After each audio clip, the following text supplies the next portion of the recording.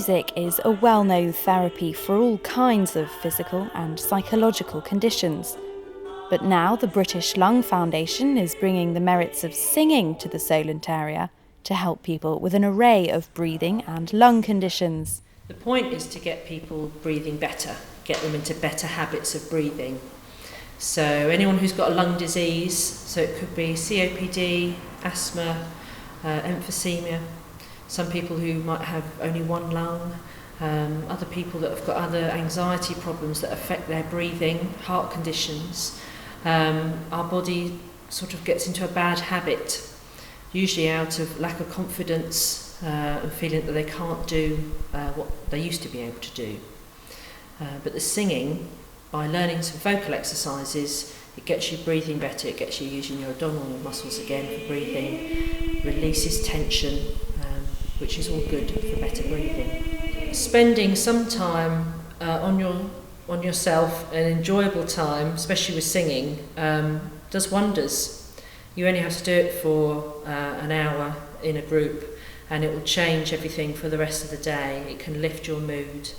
And there are some people who have quite they have difficulty breathing and they're on medication, but by regularly singing, they actually use their medication less. So their inhalers, they don't need to use so much because they're actually using their lungs. And that will mean that they're able to go about their normal lives and feel more confident. The classes begin with a period of relaxation, some light stretching, and exercises to warm up key muscles and the vocal cords. Then the sessions move on to breathing and singing games, with the final part, of course, being songs. It's trying to make a breath last longer. Because you can sort of huff and puff a bit, can't you?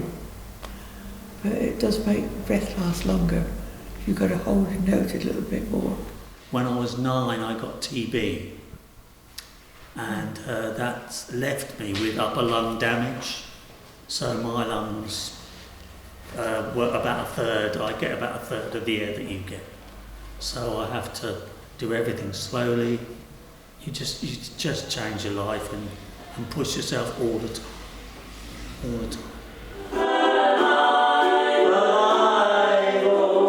It just exercises the lungs in ways that you wouldn't do normally, like speaking. You've just got to push yourself, and high notes and hold as long as you can and stuff like that. It's good. It's got to be good, and it's good fun as well.